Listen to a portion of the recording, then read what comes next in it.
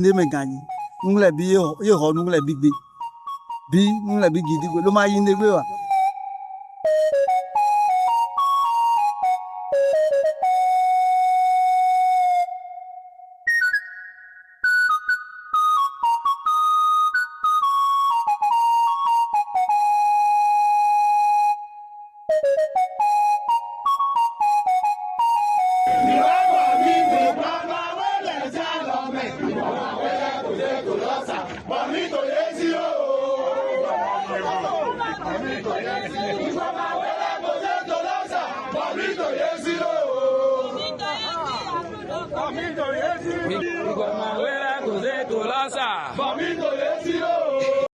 Il y a des drames qui se jouent dans le silence, des injustices qui frappent nos frères pendant que nous regardons ailleurs.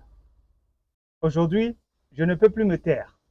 Aujourd'hui, je parle pour les Béninois oubliés, des Béninois sans toit, des Béninois abandonnés à Makoko, au Nigeria.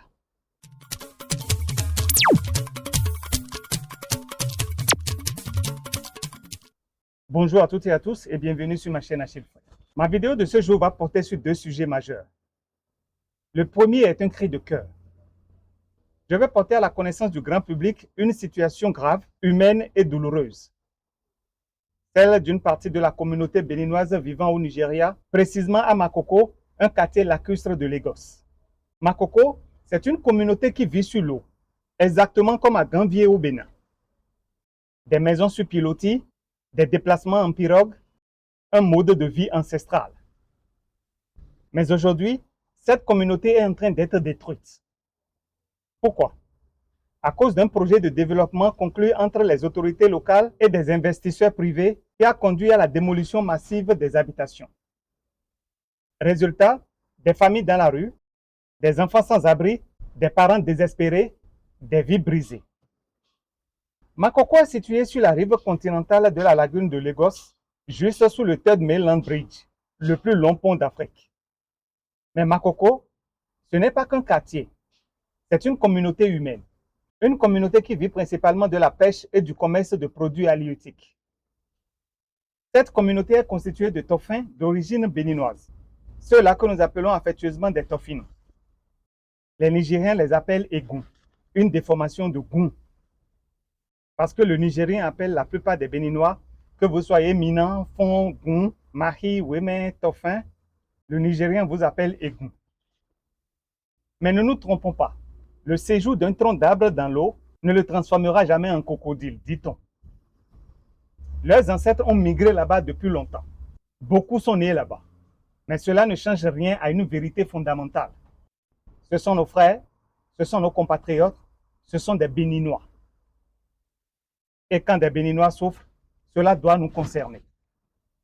C'est pourquoi aujourd'hui, à travers cette vidéo, je m'adresse respectueusement mais fermement au président de la République du Bénin, M. Guillaume Athanase Patrice Talon. Monsieur le Président, votre proximité avec votre homologue du Nigeria, son Excellence Bola Ahmed Tinubu, est connue de tous.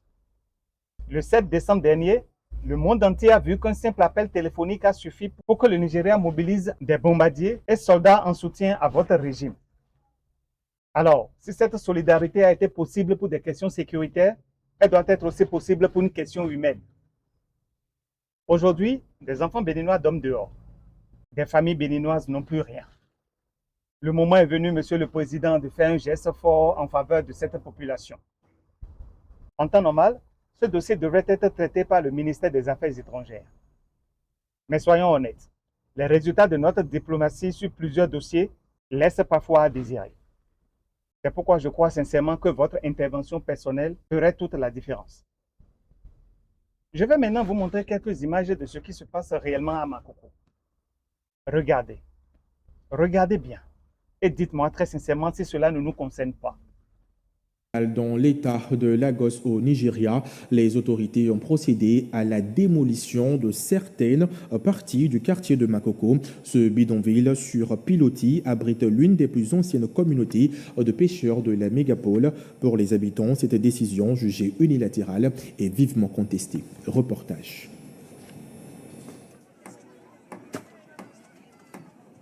Dans l'état de Lagos au Nigeria, le gouvernement a procédé à la démolition de certaines parties du quartier de Makoko.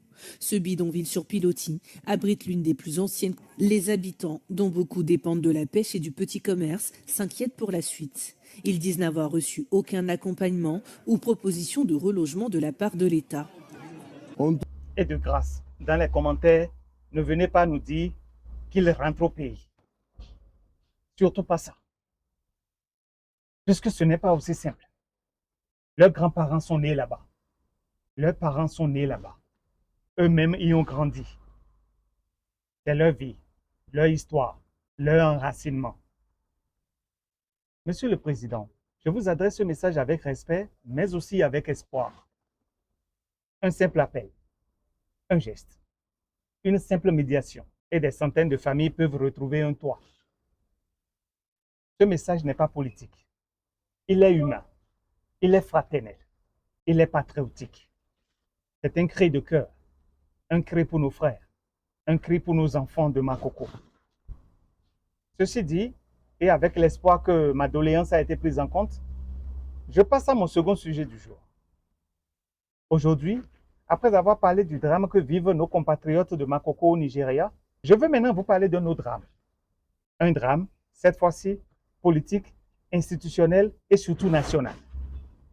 Ce drame, c'est celui de nos dernières élections législatives et communales cumulées.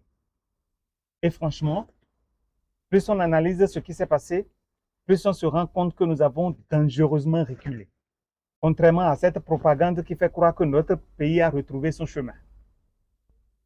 Avec tout le temps pris pour les préparatifs, avec toutes les assurances données aux citoyens, avec tous les sacrifices demandés au peuple, avec toutes les restrictions de liberté imposées au peuple au nom de prétendues réformes, la Sénat, cette institution qui jurait que tout était prêt, n'a même pas été capable d'organiser une élection, ne serait-ce que passable. Et le plus douloureux dans tout ça, c'est que le Bénin était autrefois un modèle en matière d'organisation électorale en Afrique. Des pays venaient s'inspirer de notre modèle démocratique. Mais aujourd'hui, nous avons tout détruit. Nous avons fait preuve d'une telle médiocrité. Tout ça au nom d'intérêts égoïstes, mesquins et personnels. On a dépensé des milliards de nos francs. On a mobilisé l'administration. On a mobilisé les forces de sécurité. On a mobilisé les citoyens. Et au final, des bureaux de vote qui ouvrent au-delà de 14 heures au lieu de 7 heures. Des centres qui ferment après minuit. Des irrégularités à répétition. Des soupçons de fraude. Des coordonnateurs qui deviennent acteurs du désordre au lieu de combattre cela. Tout ça pour ça?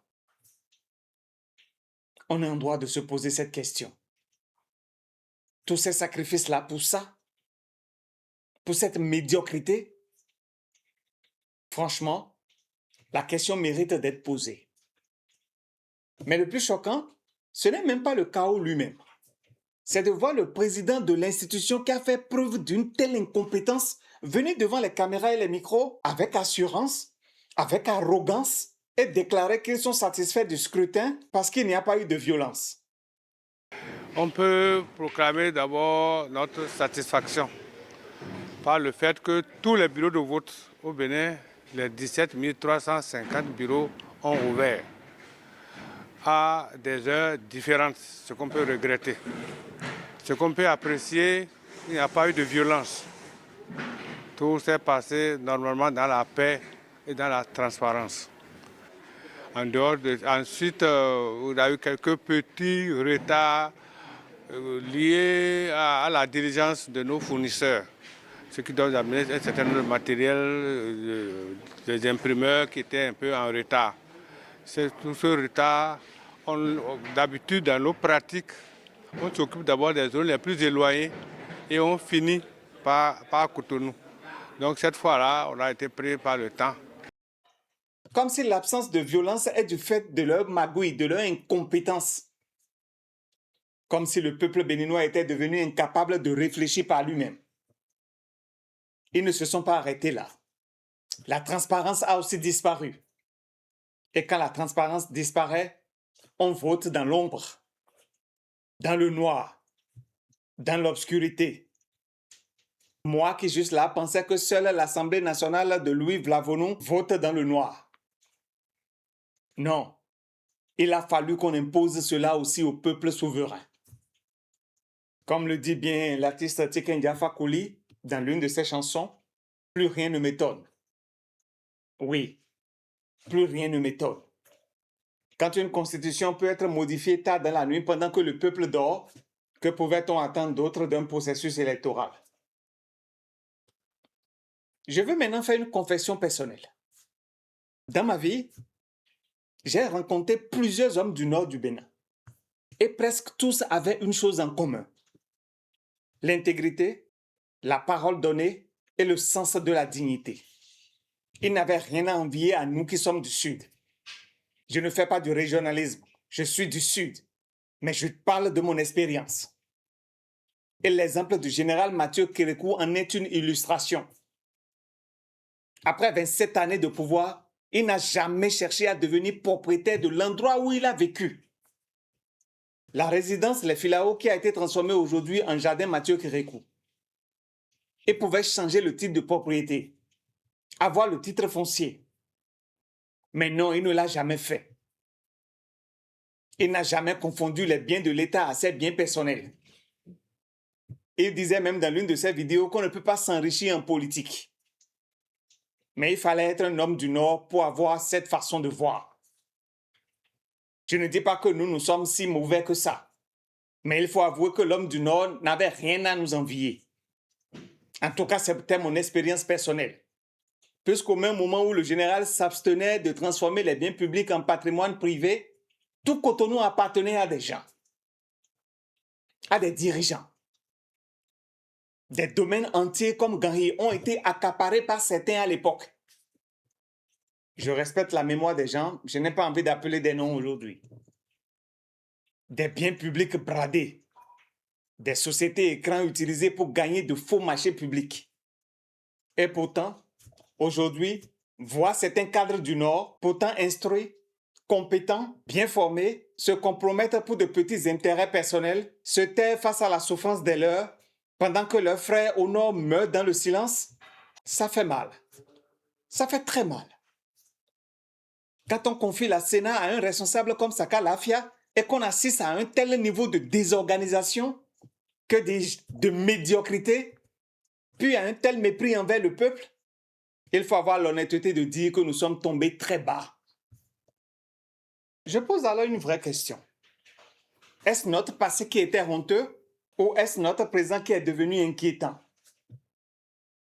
Un pays qui, depuis 1991, était cité comme un exemple démocratique en Afrique, un pays qui inspirait le respect, se retrouve aujourd'hui incapable d'organiser proprement ses propres élections. Et pourtant, on parle de développement. Des chantres de la rupture n'hésitent pas à vous dire que le Bénin a déjà dépassé ce niveau-là. On parle d'émergence. On parle d'avenir.